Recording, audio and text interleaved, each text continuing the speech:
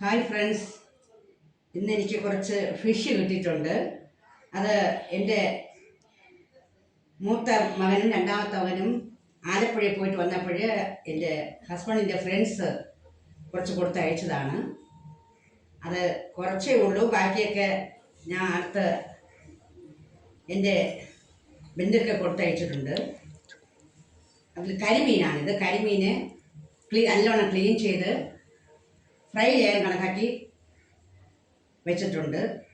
കുരുമുളകും വെളുത്തുള്ളിയും ഇഞ്ചിയും എല്ലാം കൂടെ ചേർത്ത് നല്ലോണം ക്ലീൻ ചെയ്തതിന് ശേഷം അത് നല്ലോണം പുരട്ടി വെച്ചിട്ടുണ്ട് വറുക്കാൻ കണക്കാക്കി.